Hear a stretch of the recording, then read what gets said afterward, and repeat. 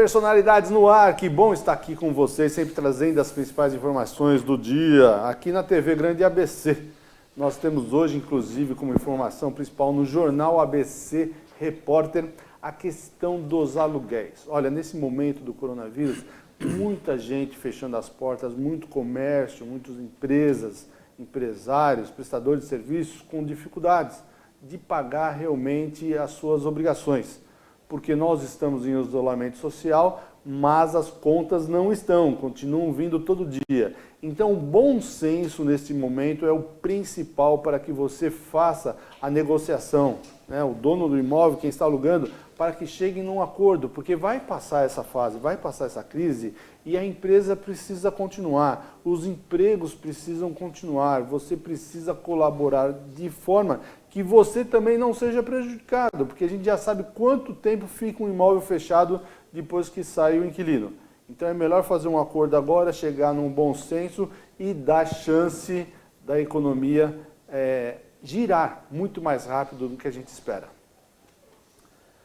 Bem, no nosso programa de hoje aqui nós temos dois convidados, dois amigos, que fico contente porque nós vamos debater o futuro de São Caetano. Temos aqui, meu amigo à esquerda, o engenheiro Marcos Vinícius Meduri, que também tem um trabalho magnífico com carros antigos, que nós já participamos, inclusive, de outra entrevista com ele aqui na televisão. Já já nós vamos mostrar algumas fotos, alguns vídeos dele com a sua coleção. E também a participação do pastor França, que, inclusive, atuou na área do jornalismo, na imprensa, e olha, tem uma voz que você também vai ver em alguns vídeos aqui que ele mandou para a gente para mostrar para vocês. Olha, diariamente nós temos começado pela questão do coronavírus. Então eu queria saber de vocês, como vocês veem essa questão de isolamento social, como vocês veem as obrigações que têm sido colocadas pelo governo, logicamente, e como os seus parentes, seus vizinhos têm visto essa posição da determinação do isolamento social. Primeiro, o chefe aqui, eu já vou escolher. Rapaz, ele é mais importante, deveria ser primeiro. Ah!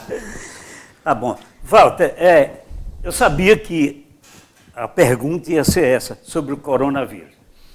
Eu tenho uma opinião muito pessoal com relação a isso. Eu acho que há uma exploração muito grande com relação a isso. Vamos dividir aqui a atenção entre vocês e a câmera. Eu acho que é uma exploração muito desonesta por parte das autoridades com relação a isso.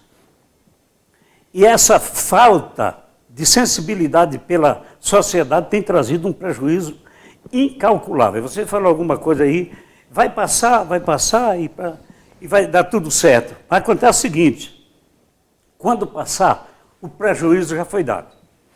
Nós estamos tendo hoje 1 bilhão de perda no comércio por dia. Por dia. Isso é estatística. 1 bilhão por dia. Quer dizer, o cidadão que perdeu seu emprego, perdeu o emprego.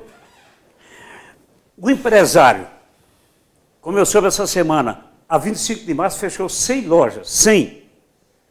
O empresário foi lá, tirou a mercadoria, fechou e entregou a chave para o proprietário, porque não pode pagar um aluguel, não pode pagar funcionário. Quer dizer, o prejuízo já foi dado. Então, agora, há uma escravidão terrível com relação a isso, há uma manipulação desonesta, inclusive por parte da Organização Mundial de Saúde, isso é mais do que comprovado. Então, eu tenho muitas observações com relação a isso, eu creio que nós vamos comentar alguma coisa mais na sequência, mas a minha opinião é muito pessoal com relação a isso. Eu acho que nós estamos sendo manipulados de maneira desonesta, de maneira desagradável. E a gente tem visto que os evangélicos têm tomado essa posição, né? Já partiu, principalmente lá, eu lembro do Templo de Salomão, do pastor de Macedo, que dizia que não ia fechar o templo, até que veio a determinação dizendo, né, que, olha, pela questão de isolamento não pode ter. Então a gente viu, temos um amigo aqui, o Jorge Jaime Reis, que ele chega a ser chato, viu? Meu amigo do coração, mas ele, não dá, não. Calma, Jaime, cada um tem que ter a sua opinião, né? Com certeza. O senhor dá a sua opinião, ele dá dele, eu dou a minha, ele dá a dele. Com certeza. E cabe a cada um ter o direito de Isso é democracia. decidir o que quer. Você já decidiu do isolamento ou não? Olha, eu tenho também uma opinião pessoal que não difere muito da do pastor. Mas o que eu acho lamentável é o seguinte, eu como sou uma pessoa de ciências, venho da universidade, eu procuro sempre ver as coisas e tomar minhas opiniões baseado em fatos científicos. Nós estamos lutando contra um inimigo invisível, desconhecido, que inclusive a gente não sabe se a gente contrair o vírus, se a gente vai ter imunidade numa segunda onda. Então, o que acontece? A OMS, o que ela fala? Vamos manter o isolamento social. Vamos pensar um pouquinho na Idade Média. O que acontece? Na Idade Média, o cara que trabalhava na lavoura, ele dava uma parte da produção dele para o rei, em troca de segurança, bem-estar, ficava dentro das muradas. Hoje em dia, as muradas não são mais de pedras, são muradas sociais e econômicas. Então, eu entendo que se o governo toma um viés político com relação a esse caso do coronavírus, ele tem que construir as muradas para a gente. Então, o que a gente vê em contrapartida? O empresário, eu sou empresário, eu não consigo entregar projetos, não consigo visitar clientes. Em contrapartida, o dragão faminto, que se chama Estado, continua me cobrando ICMS, IPI, fundo de garantia. O que acontece? Eu sou um cavaleiro de Cervantes, brigando sozinho contra moinhos, contra uma loucura estabelecida pelo governo, que está pensando o quê? Em utilizar o coronavírus com objetivos eleitoreiros. Então, agora, do meu ponto de vista, eu sou doutor em engenharia, não sou doutor em medicina. Eu entendo que no estágio que nós estamos, dentro dos meus parcos conhecimentos em medicina, eu defenderia o isolamento vertical e não horizontal. Fazer o isolamento por grupos de risco e monitorar as populações mais afetadas e ver como esse vírus se comporta. Eu faria isso, mas eu não sou nem expert em medicina. Eu estou vendo sobre minha opinião de leigo. Então, eu não gostaria que fosse que lá na frente falassem, o doutor Marcos Vinícius defendeu que se abram as porteiras para o vírus se propagar. Eu estou dando minha opinião como leigo e cientista do quê? De engenharia. Então, eu entendo o que o OMS fala. Mas eu lamento, sim, o viés político que está se dando para isso. Só que o governo tem que dar suporte para a gente. Não adianta o comerciante aqui da Rua Santa Catarina está com as portas fechadas. Agora pergunta se a prefeitura vai isentar ele de IPTU. Não vai. Não sei se eu consigo. Logicamente, a água, a taxa do lixo, né? Por que ele está recolhendo de lixo? Né? A lei já não é boa, já não devia nem ter taxa de lixo. Não, nem falaria disso. E ainda fechado? Porque isso é uma aberração, a taxa de lixo. Porque se eu tiver um prédio que tem 10 metros de frente, com 1.000 moradores, eu vou pagar a taxa de lixo igualzinho uma casa que mora um idoso que tem 10 metros de frente. Então, quer dizer, existem aberrações políticas que a gente não consegue entender. E para que serve o político? O político está lá, abro até um parênteses, quando o Toffoli falou, o Supremo não tem que ouvir os brados, os gritos das ruas. O Supremo está lá para cumprir a lei. Só que o que é a lei? A lei é o quê? É você escrever os anseios da população, como que ela se protege, como quer que ela seja. Então, o político tem sim que ouvir os brados das ruas. Então, vamos ver o prejuízo. Quanto que o comércio de São Caetano, que já é tão fraco hoje, porque o São Caetanense compra aqui, em último caso, que ele vai para São Paulo, o que vai acontecer quando reabrirem as portas? Quem vai sobreviver? A prefeitura vai construir as muradas para nos proteger? Eu duvido.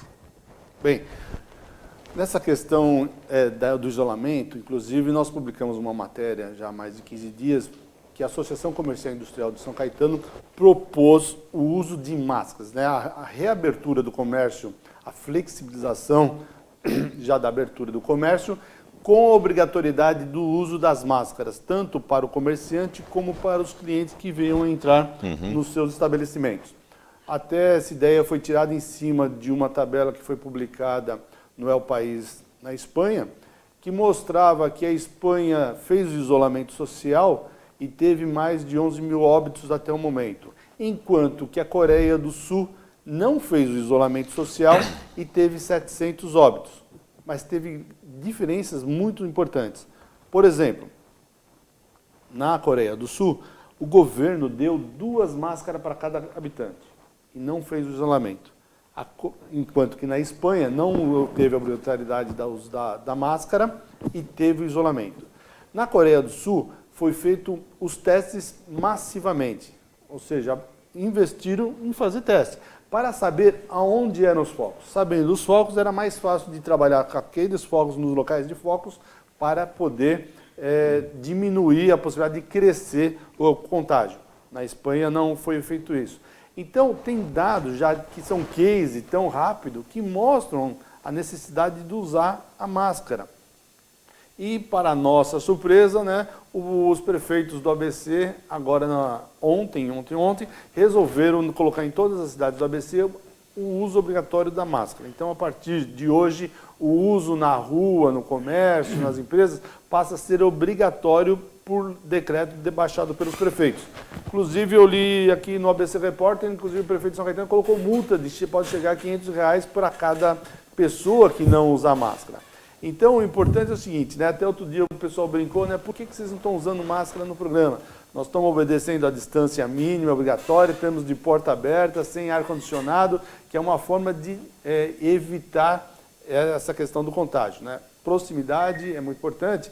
E teve um detalhe também da Coreia que vale lembrar, que os orientais, eles não têm o tipo de carinho, no carinhoso que nós temos, do carinho, na hora de cumprimentar, de abraçar, de dar beijinho, de dar perto de mão, né? O oriental é mais na questão de fazer a reverência, então isso fez uma diferença muito grande. Então precisamos realmente de ter alternativas, né? O Dr. Moacir no nosso programa até disse o seguinte, olha, nós podemos ter muito mais mortes até pelas empresas que estão fechando, por seus funcionários que estão desempregados, não terem que levar de comida para casa, não poderem pagar suas contas, do que pelo próprio vírus, né? Comparando o número de mortes pelo vírus com outras mortes de outras doenças pelo mundo, é um número muito pequeno. Então, como você disse, eu vejo também essa questão da manipulação muito forte, né? Tem os seus problemas, ninguém vai dizer que não existe a gripe, ela existe, tem seus problemas, mas tem outras coisas que matam muito mais. E vai acabar matando a nossa economia. Você já teve alguém desempregado em casa? Você imagina como se sente uma pessoa? É tão ruim quanto estar doente. Olha, Walter, esse quadro de isolamento vai gerar, a médio e longo prazo, uns quadros de depressão muito graves nas pessoas. Porque vamos pegar a pirâmide de Maslow, o que acontece? O básico do ser humano, necessidades essenciais, alimentação, subsistir. Você está cortando a fonte do cara subsistir. Se ele não pode trabalhar, por enquanto ele se mantém. A hora que a geladeira ficar vazia, ou ele vai entrar em depressão, ou ele vai entrar em confronto. Porque ele vai ter idade em algum lugar. Agora, uma coisa bem engraçada de São Caetano. Ou seja, a possibilidade de começar a ter saque... Pode, eu acho isso iminente. Agora, vamos pensar numa coisa grave. São Caetano tem um paradoxo. É uma cidade do tamanho de um ovo, pequenininha, só que a pessoa que trabalha, que mora em São Caetano, a maioria não trabalha aqui, vai fora. Então, apesar da cidade ser pequena, a gente ter um volume de controle que a gente consegue mapear, nós somos igual abelhas. A gente sai da nossa colmeia e nós vamos polinizar fora, nós vamos pegar o pólen lá fora, e a gente traz o pólen aqui para dentro. Então, o que acontece? Fica muito difícil de a gente mapear onde estão os grupos de risco, os grupos mais afetados, porque as pessoas são itinerantes, elas não ficam aqui. Agora, o que acontece? Eu não sabia que vírus era retido por cones na rua. O que eu vejo hoje? Cones na rua de placas dizendo São Caetano contra o coronavírus. Será que não era mais fácil, onde tem esses cones, a gente fazer pedágios de testes? E aí sim, através desse pedágio de testes, a gente fazer teste em massa na cidade que é pequena. E aí a gente repensar nesse isolamento social? O teste é muito importante. Bem, passado aqui os ditos pelo coronavírus, do Covid-19, nós vamos fazer um intervalo, voltamos já já e nós vamos mostrar um pouquinho da vida dos nossos convidados aqui, do trabalho deles, o que eles têm para apresentar e quais são as ideias do futuro de São Caetano. 2 minutos de intervalo, já voltamos com vocês.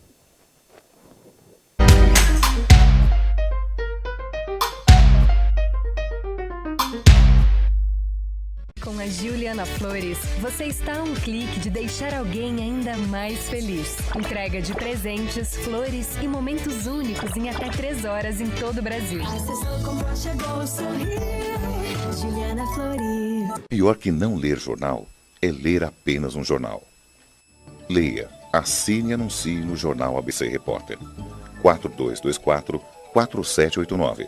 Se você é notícia, foi ou vai ser, ligue para a nossa redação ou mande um e-mail para redação@jornalabcreporter.com.br. ABC Repórter, o diário. www.jornalabcreporter.com.br. Viaje mais! Prepare-se para conhecer os mais belos lugares do planeta, de segunda a domingo em 2 horários, às 13h30 e à meia-noite, na rede NGT Canal 48 Digital e na TV Grande ABC Canal 3 NET. Agora você tem um encontro marcado com Walter Esteban no programa Viaje Mais.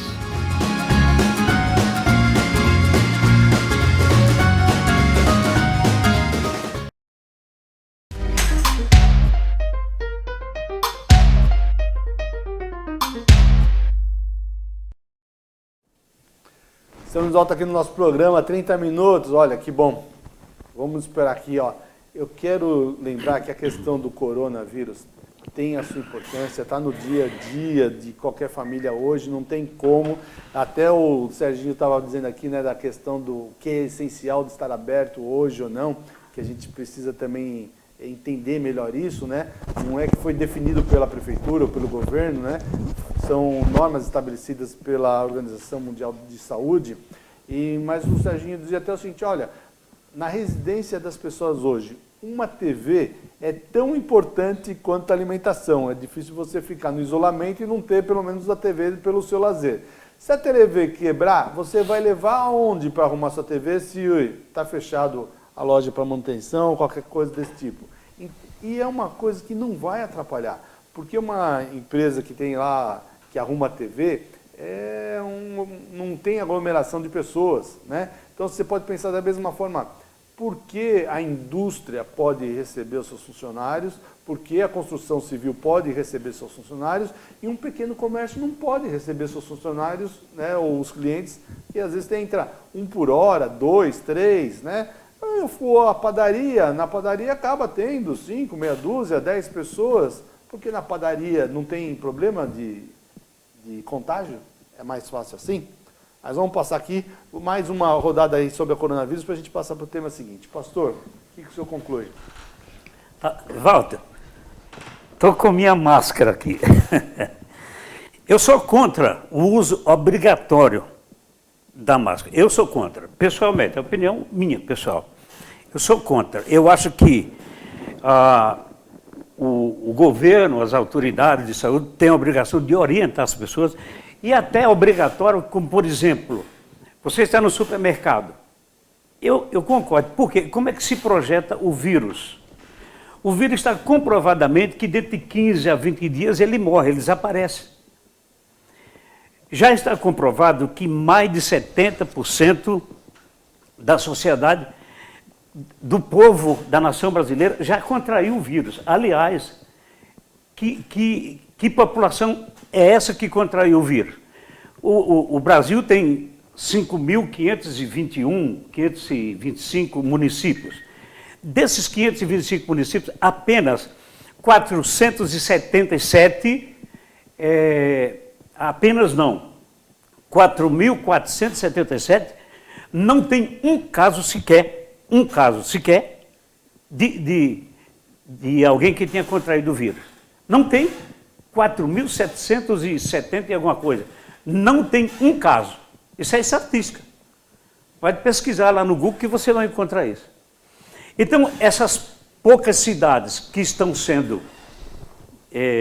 identificadas como as que contraíram o vírus, eu desafio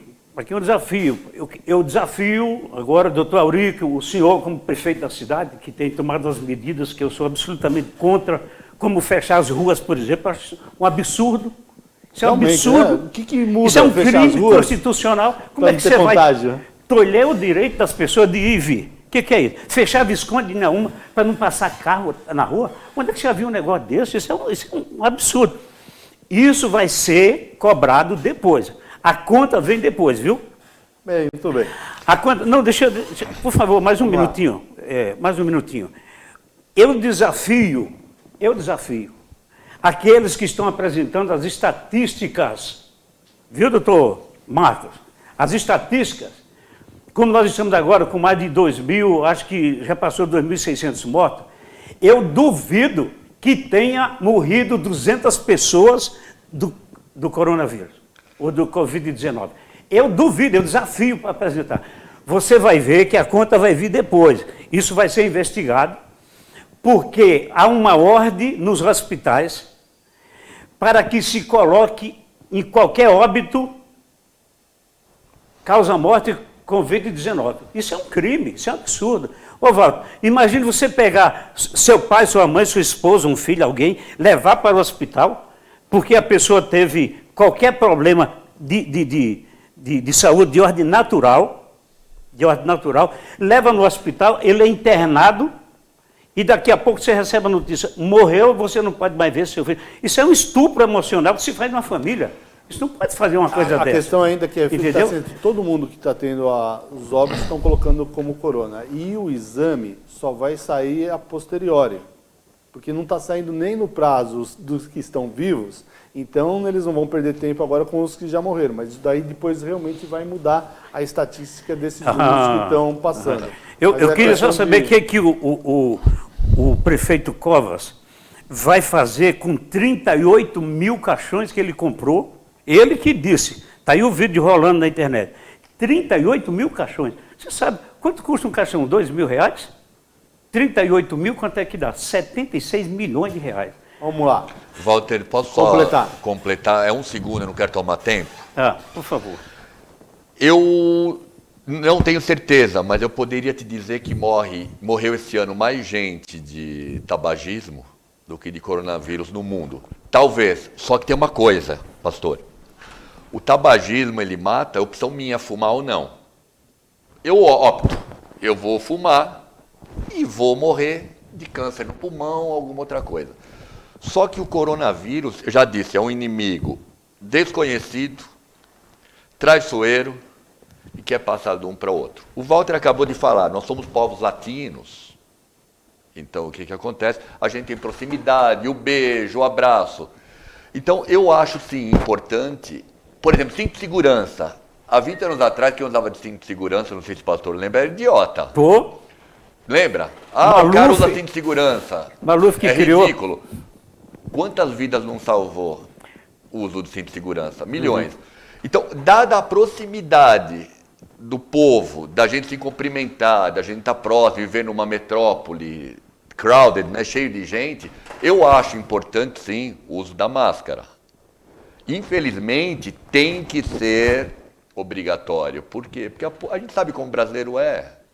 Eu não vou usar isso, eu não pego, quem fica doente são só os outros. Então, eu acho, sim, importante, do meu ponto de vista, o uso, sim, obrigatório da máscara, não por obrigação da lei, por consciência de cidadão. O uso do gel. Se eu quiser me contaminar, o problema é meu, mas eu não tenho o direito de contaminar você, contaminar ele ou contaminar o que está perto de mim. Então, eu acho, sim, importante o uso da máscara, a gente vai minimizar de qualquer jeito, mal não faz.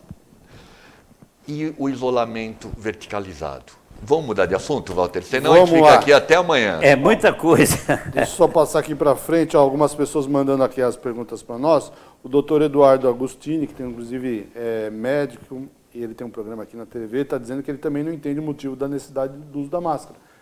Uma posição, como eu disse, temos que respeitar. Ele diz que ele é contra, que ele acha que não há o motivo do uso, né? Então eu falei assim, tem as estatísticas, nós mostramos aí o case do caso da Coreia do Sul, mas cada um tem que ver o que acha melhor. Só lembrando aqui que nosso programa, além de no canal 3 da NET, também você pode assistir, passar para os seus amigos que queiram ver fora daqui da região do ABC, pelas redes sociais, tvgrandeabc.com, pelo Face, @seu canal regional, pelo Instagram, Jornal ABC Repórter, tá ok?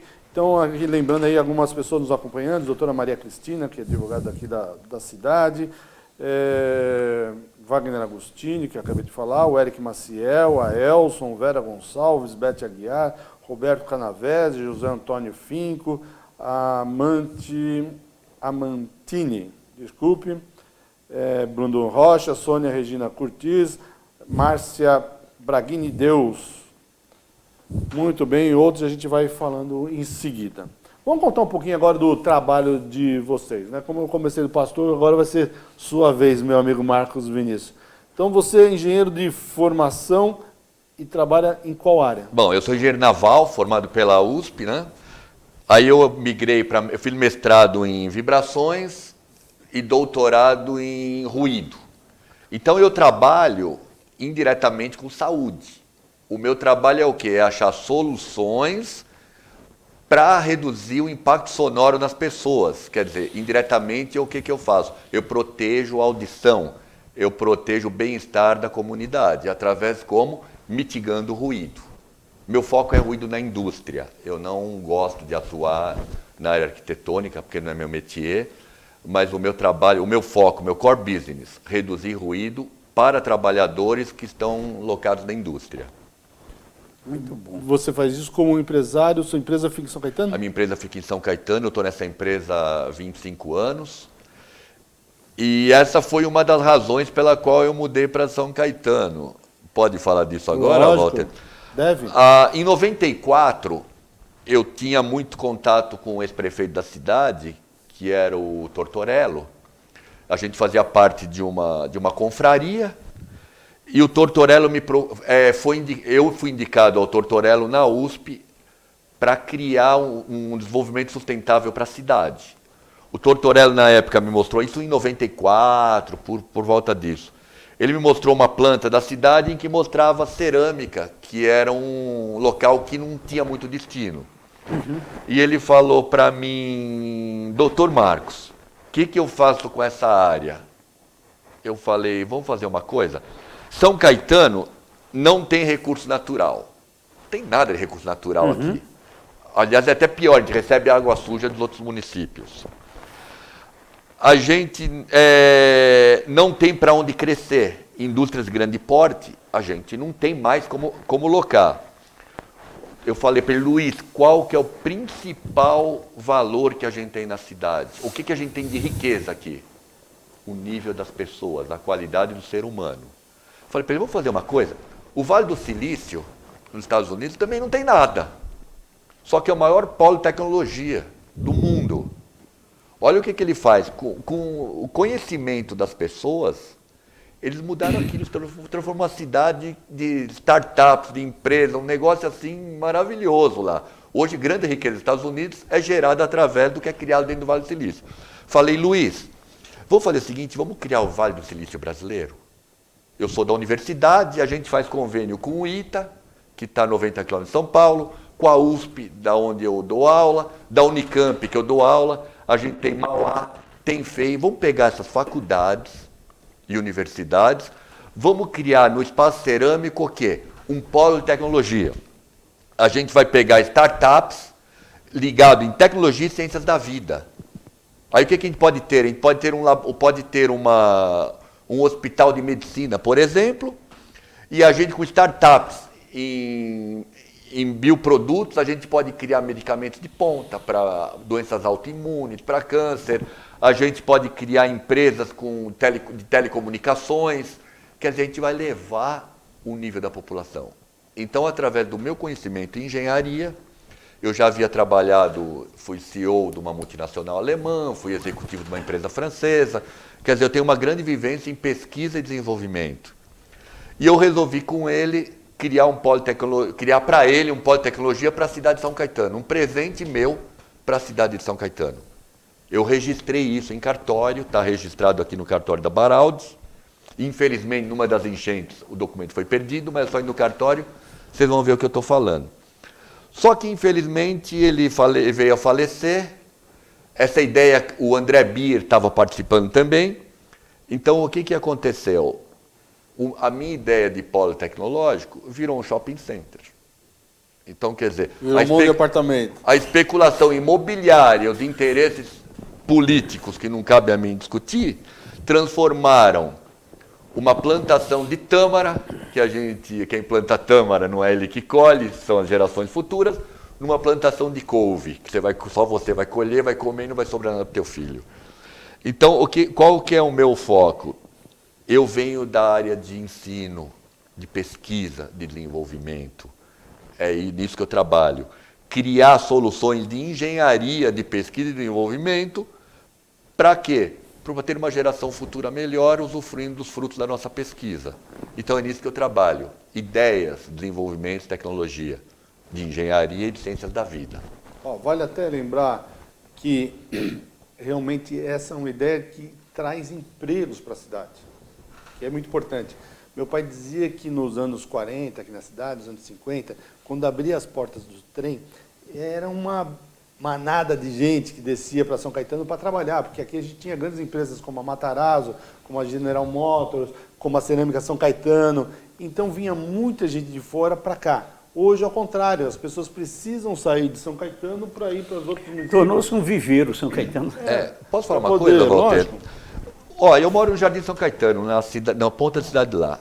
É uma das saídas, é a saída para Viancheta. Para você sair de São Caetano para pegar a Viancheta, você fica no mínimo 40 minutos, se é 7 da manhã. Qual a distância? Para atravessar 500 metros. 1 quilômetro, 500 metros. O que eu fico... Como que você faz uma revolução? Você pode começar uma revolução com tanque de guerra, com arma, mas como que você ganha uma revolução, uma guerra? Com conhecimento. O único jeito de você ganhar uma guerra é com conhecimento, uma luta é com conhecimento. A força não está nas armas, as forças estão nos livros. É onde a gente aprende. O que é que eu quero dizer? A gente olha ao redor daqui, os prédios, você olha para um prédio que tem 500 apartamentos, por exemplo, lá no... Aquele prédio que tem lá, naquele conjunto, Catalunha, tem quantos? 500 apartamentos lá. Quantas pessoas moram lá e trabalham em São Caetano? Quantas será? 10%?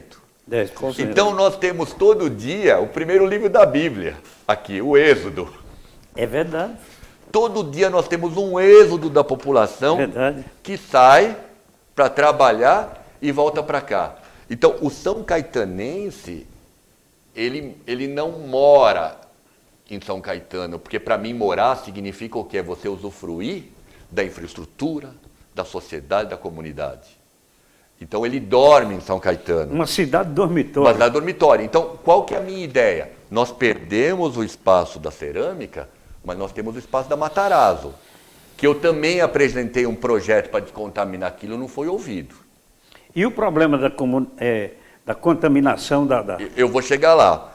Então, o que acontece? Se a gente usar aquele espaço e criar, por exemplo, um hospital universitário ligado à faculdade de medicina, são quantos alunos por ano? 600? Aqui em São Caetano? Não sei quantos. Acho que 600 deve ser o total de alunos de medicina hoje. Bom, mas se a gente tiver um hospital universitário... São 50, deve ali ser por no ano. Espaço Matarazzo, a gente vai ter o quê? Mão de obra, entre aspas, de graça. Por quê? Porque você vai ter os residentes, não vai? A gente pode começar a exercer medicina preventiva aqui. A cidade é pequenininha. Calma, nós já temos o Hospital São Caetano, que tem 4 andares parados e ele não usa. Pois é. Custa R$1.000 de aluguel por mês aquele prédio, né? Um acerto feito entre a Sociedade Beneficente Hospitalar São Caetano e a Prefeitura. R$1.000 por mês, ele só usa o térreo e o primeiro andar. E está construindo um Atende Fácil na Avenida Goiás, Atende Fácil da Saúde lá, que ele está chamando, né? Que vai custar 15 milhões, fora os equipamentos, fora do mais. E tem o prédio ali parado, mas a que pode ser explicação usado. é fácil. Eu acho que quem ocupa hoje o poder na cidade são ótimos políticos. Para mim são ótimos políticos. Só que são péssimos, nota 0, estadistas. Porque a diferença do político e do estadista é que o político pensando aqui agora no dele. A diferença de você fazer política e ser estadista é abissal, é enorme. O estadista ele pensa nas gerações futuras.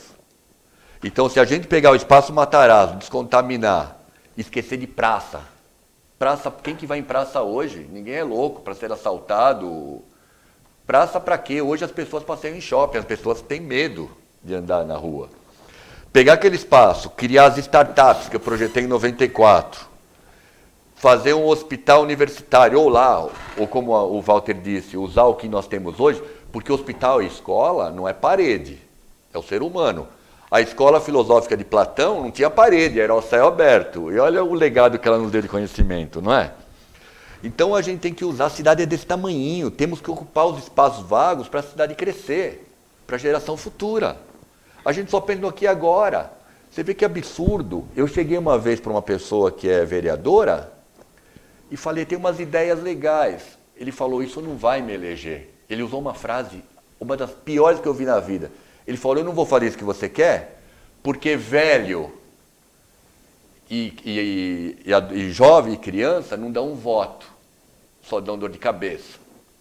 Eu falei, só que é o seguinte, o velho votou para vocês no passado e o jovem vai votar no futuro. Então você está pensando aqui, por quê? Aí ele falou, não precisa de ideias boas, porque eu dou por mês X cestas básicas e o meu eleitorado é fiel. Eu vou ficar aqui ad eternum, eu nunca vou sair do poder. Então as pessoas só pensam nelas. As cidades daqui... Nós estamos gastando a gordura que o Tortorello deixou, cidade de primeiro mundo, aquele status todo, que daqui a pouco vai virar um passivo, porque a cidade não está se renovando. A nossa riqueza vem principalmente de dois empreendimentos, Petrobras e GM, são as principais fontes de renda, que isso também é um puta paradoxo, porque as duas estão no bairro Prosperidade, que é o bairro mais pobre da cidade. E não tem retorno para o bairro. Não tem retorno nenhum. Mas é. É a Veneza do ABC, a Prosperidade. Toda vez tem enchente, as pessoas têm que sair de gôndola na rua. Doutor Marcos, deixa eu falar uma coisa. Walter, é muita coisa para a gente falar. Eu tenho um monte de coisa na cabeça que eu gostaria de falar. Você falou a respeito da questão política. O Brasil inverteu os valores políticos, de entendimento político. Qual é a obrigação de um político? Ele é eleito pelo povo, ele é um funcionário público, que ele foi eleito para trabalhar a favor do povo, para fazer alguma coisa. Portanto, quando o prefeito faz alguma coisa, realiza alguma coisa, e chama todo mundo para bater palma, para aplaudir e para fazer média em cima daquilo, ele não está fazendo nenhum favor para o povo.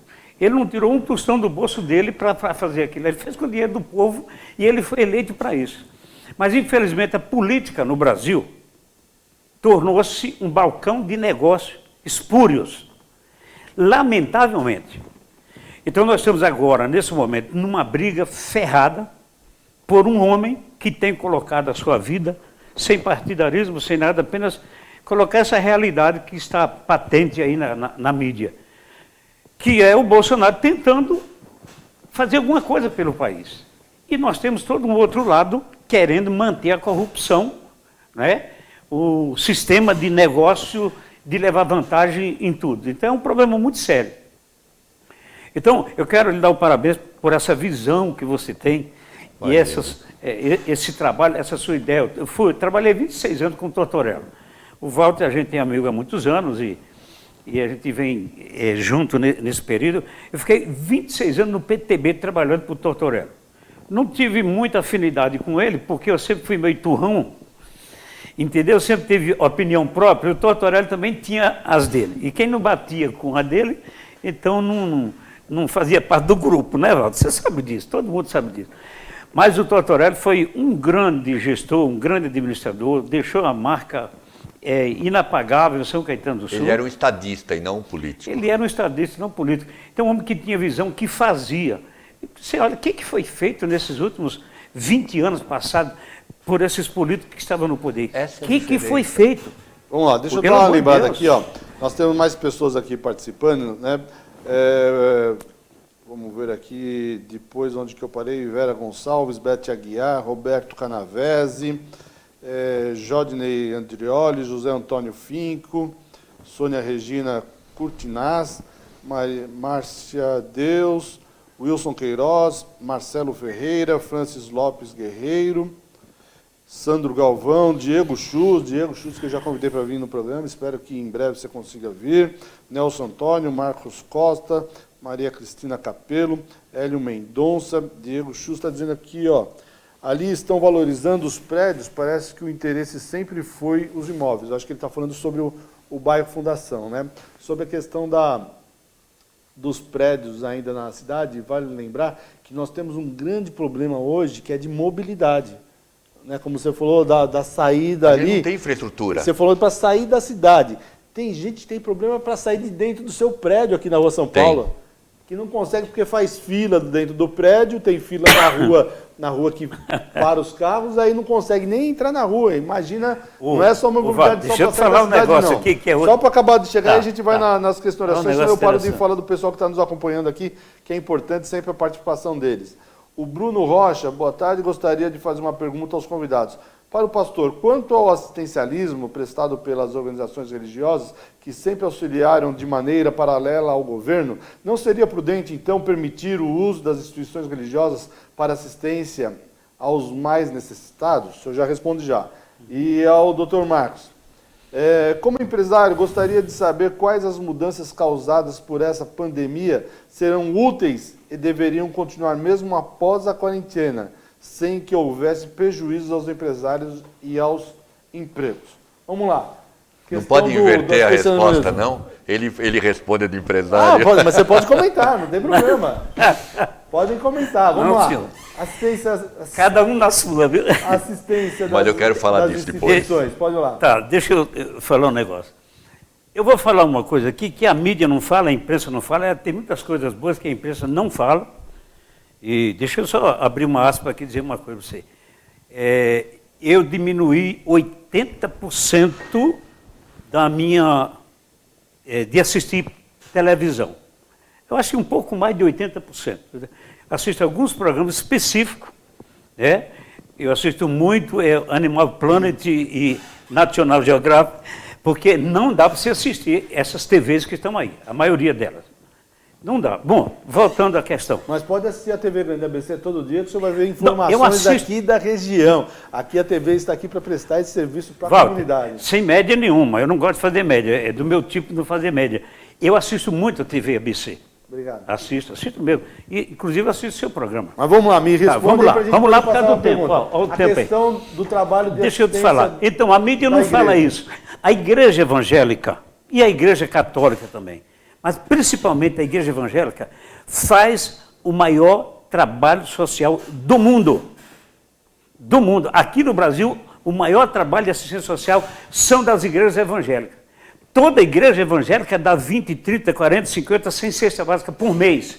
Isso não depende de prefeito, não depende de assistente social, da prefeitura, nada disso. É um sistema da igreja. Nós damos cesta básica para as famílias carentes da igreja todo mês. Isso é normal, isso é normal. A maior obra social do mundo é feita pelos adventistas, que tem navios, que tem barcos, hospitais, lá no Amazonas tem números. Vê se a imprensa mostra isso. Não mostra isso. Então, hoje, aproveitando a pergunta como era o nome? Quem fez? Bruno. Foi o Bruno. Então, aproveitando isso aí, deixa eu te falar uma coisa para você.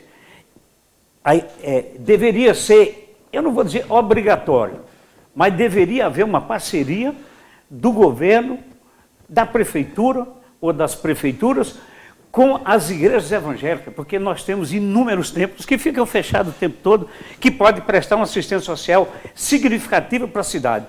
E nós não temos um trabalho de parceria que as prefeituras e os governos deveriam usar esse espaço tremendo que nós temos aí. Quando eu era pastor aqui na Rua Silvia, nós tínhamos assistência médica com preço mínimo possível, e para muitas pessoas a igreja bancava o custo, porque algumas pessoas não tinham.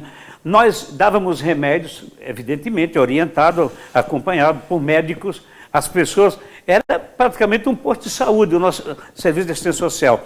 E nós atendíamos a necessidade física, com cesta básica, das pessoas. Então, eu acho que deveria haver uma parceria, deve haver. Comentar? Quero. Eu vou me ater a São Caetano, que é um ovo, que eu sempre falo, que é pequenininha. Eu sempre acreditei na livre iniciativa e que o governo tem que ser responsável por saúde, segurança e educação. Eu não abro mão disso. É responsabilidade do governo. Nossos impostos são dados para o governo tratar esses 3 assuntos.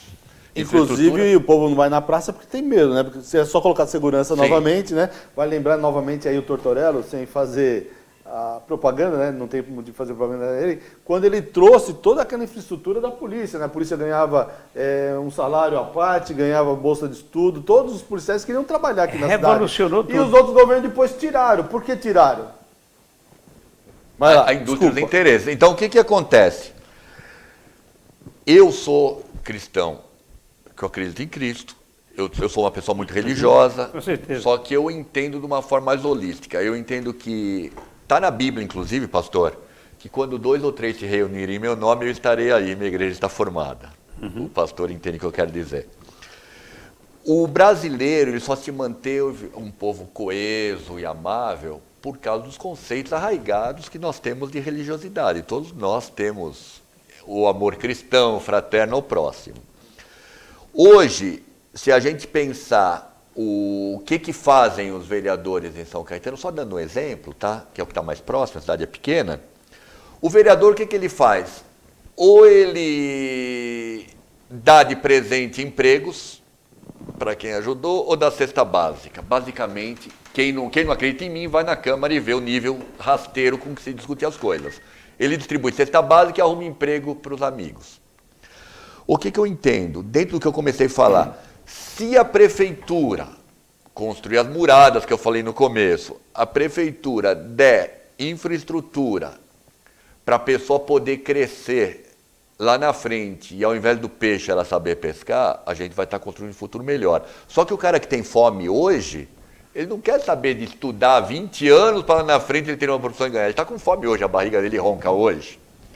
Aí sim, eu acho que a prefeitura poderia sim fazer um convênio não governamental com essas instituições que, através de voluntários, iriam auxiliar nesses 3 pontos que eu falo que é a obrigação do governo: saúde, segurança. Atende o bairro. Ensino. Atende. A cidade é tão pequena, por que não a igreja evangélica, mais o centro kardecista, mais a igreja católica, deixarem de lado as bases dela? São complementos, todos os dedos estão na mesma mão. Por que não a prefeitura dá apoio para esses órgãos acidentais e a gente dá uma assessoria melhor para a prefeitura, enquanto a gente não cria uma base para as pessoas subsistirem. E da questão agora do empresariado, você acha que nós vamos tirar alguma coisa dessa crise depois? Vai sobrar alguma coisa de bom? O ser humano vai ter que reaprender a viver depois disso. Que a gente está passando, nós estamos passando hoje uma crise que desde do crash da Bolsa de Nova York em 29 nós passamos. Vai ter uma quebradeira geral, só que as pessoas vão ter que se reinventar. Vide Japão. O Japão, depois da Segunda Guerra, se transformou numa das maiores potências econômicas, graças, lógico, ao investimento do Plano Marshall e da determinação do povo. Porque não bastaria a determinação do povo japonês se não tivesse o dinheiro injetado pelo Plano Marshall. Então, quando eu falo do Plano Marshall... E a Alemanha conseguiu como? Oi? E a Alemanha conseguiu como? Olha, a Coreia Alemanha do Sul também teve ajuda dos aliados, só que eu gostaria de fazer um programa só para falar de Alemanha. Então tá bom. Então Que olha, se a gente pegar os grandes filósofos, os grandes inventores, tá quase tudo baseado no judeu alemão. Não deixe no Lutero alemão. de fora. Que tá Isso a tudo gente bem. fala. Vamos lá. Empresariado, só concluindo.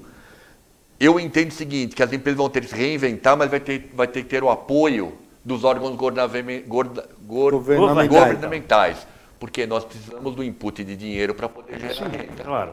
Ok, vou Mas pedir isso até a para a produção prefeitura aí para faz. colocar também o nosso WhatsApp aí na tela, o nosso endereço, para as pessoas poderem continuar fazendo as perguntas. Aqui, ó, o Diego Schuss diz o seguinte: a coisa mais óbvia do mundo, ele falando sobre a questão dos prédios que você comentou, é o colapso nos serviços. A cidade não teve infraestrutura para receber essa verticalização. Com menos empresas e mais gente, ficamos reféns de empréstimos e financiamentos. Empréstimos, até queria lembrar, Schuss, os vereadores aprovaram aí mais de 400 milhões, né, de empréstimos nesses últimos 3 anos aqui para a cidade. Me fale uma obra que representa qualquer coisa em cima desses 400 milhões que aconteceu aqui nos últimos 3 anos. Precisa descobrir onde foi esse dinheiro, né? Os últimos 50 milhões ainda não vieram, né? 50 milhões de dólares que foram feitos a 4,30 o dólar e hoje está 5,70. Olha já o prejuízo que a cidade já está tendo, que nós, cidadãos aqui da cidade, vamos pagar por eles. Mais pessoas nos acompanhando, a Vera Magnani, Wagner Gomes, Cláudio Carricondo, Maicon Fabiano dos Santos, Maria Genilza Silva, Alexandre Oliveira, Wagner Agostini. Pessoal, tem medo de usufruir das praças porque não temos seguranças em casa. Perfeito. Simone Luz, Ricardo, José Ricardo Mantandon,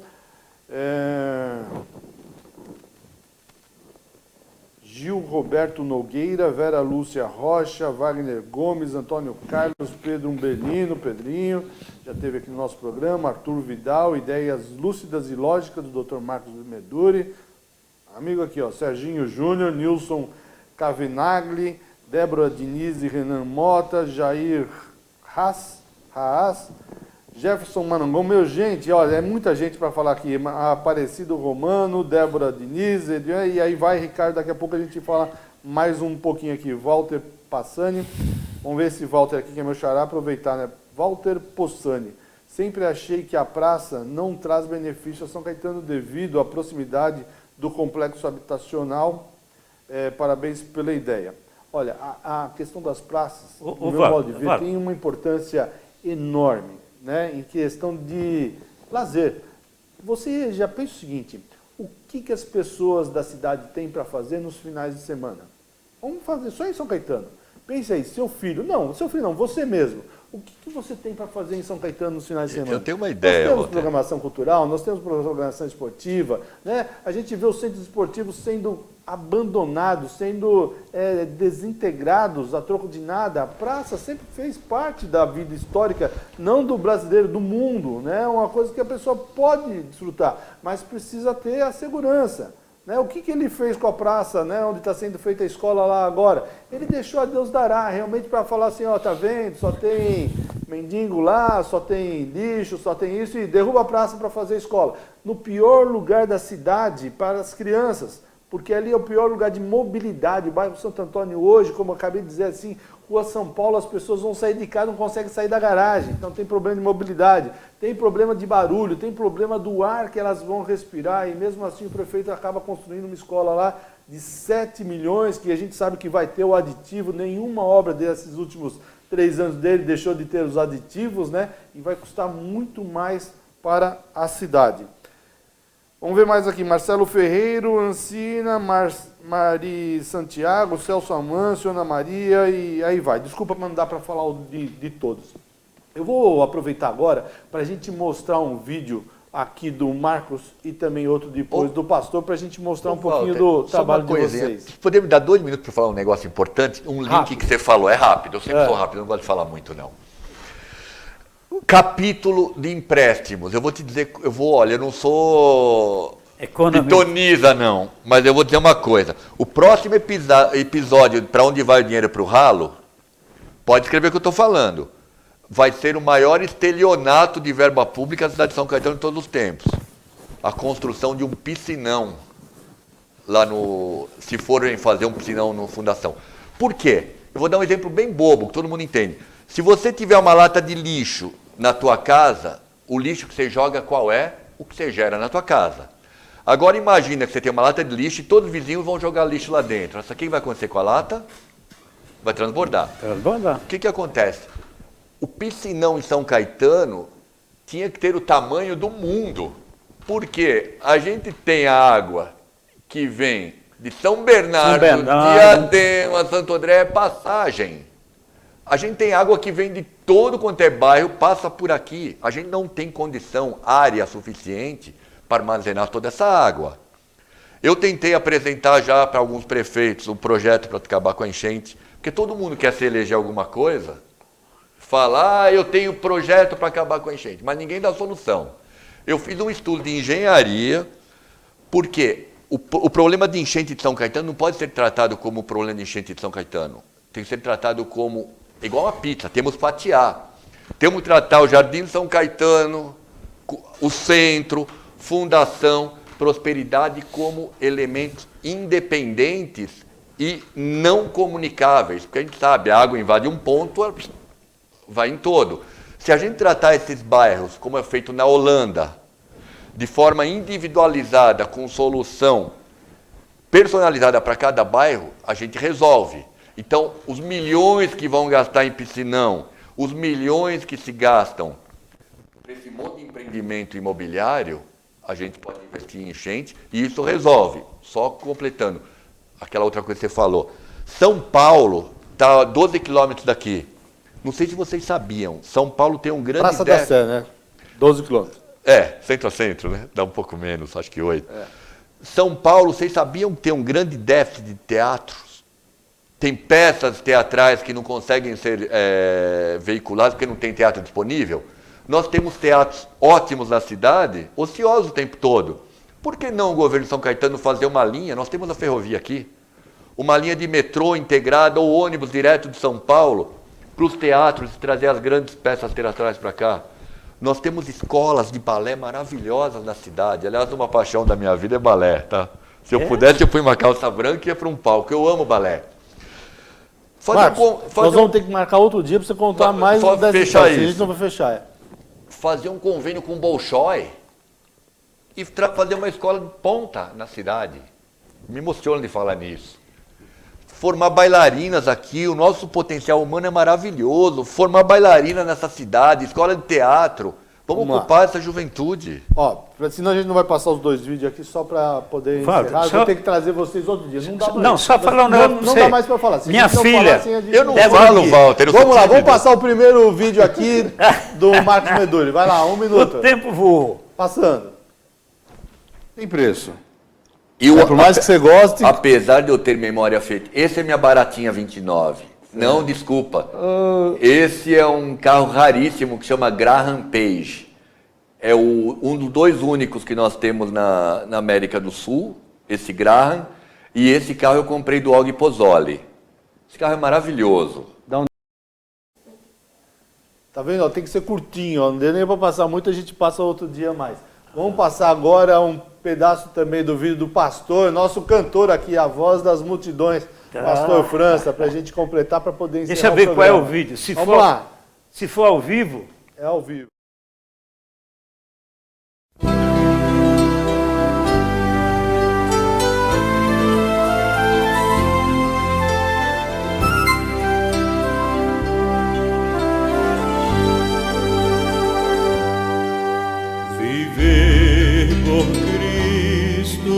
A vida verdadeira,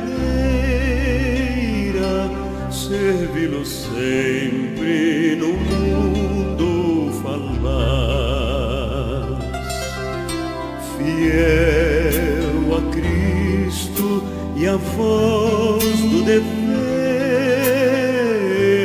eis o caminho do vero prazer. Jesus bendito, a ti me entrego, enfim, na cruz morreste. Hoje aqui presentes na nossa programação, quero agradecer a vocês. Já estourou o nosso horário, obrigado pela participação. Obrigado, Walter. Vamos ter a oportunidade de trazê-los novamente, inclusive o Marcos, eu falei que ele já devia ter um programa aqui, já está passando do tempo, tem muita história para contar, muita inclusive história. Esse trabalho que ele tem aqui com os carros antigos também, que tem uma outra ala para o pessoal da cidade entender. Pastor, obrigado pela sua participação. Marcos, um abraço para vocês, obrigado e até mais. Obrigado a todo mundo. Débora Diniz participou aí, minha filha, minha esposa está assistindo, um abraço. Obrigado, Walter. Foi bom estar aqui. Obrigado, Tati.